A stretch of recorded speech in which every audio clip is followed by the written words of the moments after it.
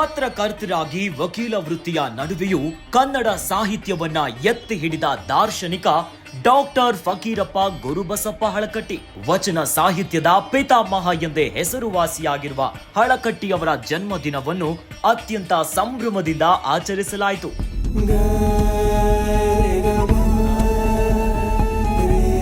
Halakatti foundation ಮೂಲಕ ಕಳೆದ 2 ವರ್ಷಗಳಿಂದ ನೀಡುತ್ತಾ ಬಂದಿರುವ ರಾಷ್ಟ್ರೀಯ ಪ್ರಶಸ್ತಿಗಳನ್ನ ಗಣ್ಯರಿಗೆ ವಿತರಿಸಿ ಹಳಕಟ್ಟಿ ಕುಟುಂಬ ನೀಡಿ ಗೌರವಿಸಿದೆ.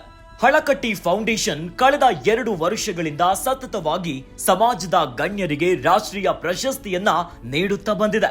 ಈ ಬಾರಿಯ ಪ್ರಶಸ್ತಿಗೆ ಸಾಹಿತ್ಯ ಕ್ಷೇತ್ರದಲ್ಲಿ ಸಾಣೆಹಳ್ಳಿಯ ಡಾಕ್ಟರ್ ಪಂಡಿತಾರಾಧ್ಯ ಶಿವಾಚಾರ್ಯ ಮಹಾಸ್ವಾಮಿಗಳಿಗೆ ನೀಡಲಾಯಿತು.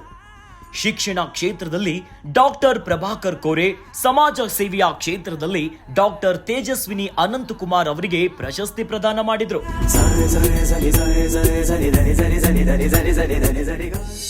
ನಾವು ಸಮಾಜಕ್ಕೆ ಕೊಡಬೇಕು. ದಾಸೋಹ ಪರಿಕಲ್ಪನೆನೂ ಅದೇನೆ. ಟ್ರಸ್ಟ್ ಅಂದ್ರೆ ಇವತ್ತ ಹಳಕಟ್ಟಿ ಟ್ರಸ್ಟ್ ಅಥವಾ ಹಳಕಟ್ಟಿ ಫೌಂಡೇಶನ್ ನಡೆಸ್ತಾ ಇದ್ದಾರೆ ಪವಿತ್ರ ಹಳಕಟ್ಟಿ ಮತ್ತು ಶೀಲಾ ಹಳಕಟ್ಟಿ ಅವರು. ಮೇಡಮ್, ನಿಮ್ಮ ಇಬ್ಬರಿಗೂ ಅಭಿನಂದನೆಗಳು. ಕನ್ನಡ ನಾಡಿನಲ್ಲಿ ಹೂತು ಹೋಗಿದ್ದ ವಚನ ಸಾಹಿತ್ಯವನ್ನ ಉಳಿಸಿ ಸಂಗ್ರಹ ಮಾಡಿ ನಾಡಿಗೆ ಪರಿಚಯಿಸಿದ್ದ ಕೀರ್ತಿ ಡಾಕ್ಟರ್ ಫಕೀರಪ್ಪ ಹಳಕಟ್ಟಿ ಅವರದು. ಕನ್ನಡ ಮಾತ್ರವಲ್ಲದೆ ಅಕ್ಕಪಕ್ಕದ ಬೇರೆ ರಾಜ್ಯದ ವಚನಕಾರರ ವಚನಗಳನ್ನ ಸಂರಕ್ಷಿಸಿ ಜನರಿಗೆ ಪರಿಚಯ ಮಾಡಿದ್ದಾರೆ. ನಮ್ಮ ಭಾಗದಲ್ಲಿ ಪ್ರಜಾಪ್ರಭುತ್ವದಲ್ಲಿ ಮುಂಬೈ ಪ್ರಾಂತದಲ್ಲಿ ಕನ್ನಡ ಉಳಿಸೋದು ಒಂದು ದೊಡ್ಡ ಕಷ್ಟ ಆಗಿತ್ತು. ಕನ್ನಡ ಉಳಿಸಿ ಬೆಳೆಸೋದು ಯಾಕಂದ್ರೆ ಒಂದು ಈ ಬಿಜಾಪುರದ ಆದಿಲ್ ಶಾರದ ಒಂದು ಒತ್ತಡ, ಎರಡನೇದು ಮುಂಬೈ ಪ್ರಾಂತದ ಮರಾಠಿ ವರ್ಚಸ್ ಪೇಶ್ವೆ ಅವರದ್ದು ಒತ್ತಡ. ಹಿಂಗಾಗಿ ಬಿಜಾಪುರ ಅಂತ ಬೆಳಗಾವಿ ಅಂತ ಊರೊಳಗೆ ಕನ್ನಡ ಶಾಲೆಗಳು ಇಲ್ಲ ಇದ್ದು.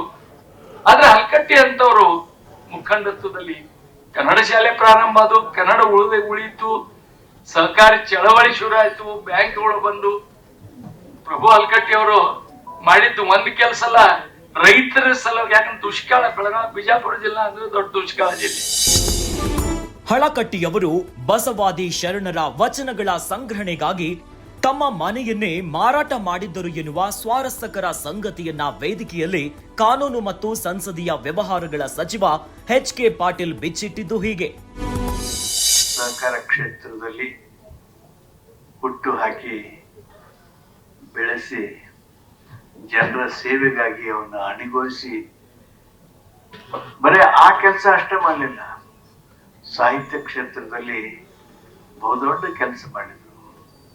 ಇವತ್ತು ಅವ್ರಿಗೆ ವಚನ ಪಿತಾಮಹ ಅಂತ ಅನ್ಬೇಕು ಅಂದ್ರೆ ಅದೆಲ್ಲರೂ ನಾವು ಅಭಿಮಾನದಿಂದ ಅವ್ರಿಗೆ ಕರೀತಕ್ಕಂಥ ಹೆಸರು. ಕರ್ನಾಟಕ ವಿಶ್ವವಿದ್ಯಾಲಯದಲ್ಲಿ ಡಾಕ್ಟರ್ ಫಕೀರಪ್ಪ ಗುರುಬಸಪ್ಪ ಹಳಕಟ್ಟಿಯವರ ವಚನಗಳ ಸಂಗ್ರಹವೇ ಇದೆ. ಇಡೀ ವಿಶ್ವವಿದ್ಯಾಲಯ ಮಾಡುತ್ತಿರುವ ಕೆಲಸವನ್ನ ಡಾಕ್ಟರ್ ಫಕೀರಪ್ಪ ಹಳಕಟ್ಟಿಯವರು ಆ ಕಾಲದಲ್ಲಿ ಒಬ್ಬರೇ ಮಾಡಿದ್ದಾರೆ.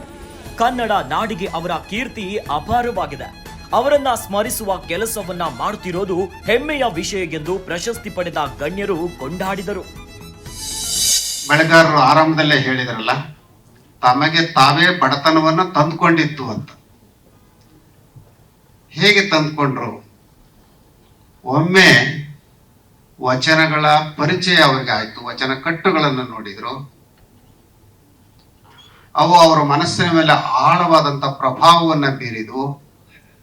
ಹಾಗಾದ್ರೆ ಇಂಥ ಕಟ್ಟುಗಳು ಇನ್ನು ಎಲ್ಲೆಲ್ಲಿದವು ಅಂತ ಹೇಳಿ ಶೋಧನೆ ಮಾಡ್ಲಿಕ್ಕೆ ಶುರು ಮಾಡಿದ್ರು. ಶೋಧನೆ ಮಾಡ್ತಾ ಮಾಡ್ತಾ ತಾವು ರಾಜಕೀಯ ವ್ಯಕ್ತಿಗಳು ಅನ್ನೋದನ್ನ ಮರೆತರು, ವಕೀಲರು ಅನ್ನೋದನ್ನ ಮರೆತರು, ಸಂಸಾರಸ್ಥರು ಅನ್ನೋದನ್ನ ಮರೆತರು. ಸಂಪೂರ್ಣವಾಗಿ ತಮ್ಮನ್ನ ತಾವು ವಚನ ಸಾಹಿತ್ಯದಲ್ಲಿ ಮುಳುಗಿಸಿಕೊಂಡ್ರು. ವಚನ ಸಾಹಿತ್ಯವನ್ನ ಮುಂದಿನ ಯುವ ತಲೆಮಾರಿಗೆ ಪರಿಚಯಿಸುವಲ್ಲಿ ಹಳಕಟ್ಟಿಯವರ ಕೊಡುಗೆ ಅಪಾರವಾಗಿದೆ. ವಚನ ಮತ್ತು ದಾಸ ಸಾಹಿತ್ಯ ಕನ್ನಡ ಸಾಹಿತ್ಯದ ಮೇರು ಕೊಡುಗೆ. ವಚನ ಸಾಹಿತ್ಯ ಅತ್ಯಂತ ಸುಲಭವಾಗಿ ಅರ್ಥ ಆಗುವ ರೀತಿಯಲ್ಲಿ ಹಳಕಟ್ಟಿಯವರು ಶ್ರಮಿಸಿದ್ದು ಅವರನ್ನ ರಾಜ್ಯದ ಜನರಿಗೆ ಪರಿಚಯಿಸುವ ಕೆಲಸವನ್ನ ಹಳಕಟ್ಟಿ ಫೌಂಡೇಶನ್ ಮಾಡ್ತಿರೋದು ಹೆಮ್ಮೆಯೇ ಸರಿ. ಗ್ಯಾರಂಟಿ ನ್ಯೂಸ್, ಸುದ್ದಿ ಖಚಿತ, ನ್ಯಾಯ ನಿಶ್ಚಿತ.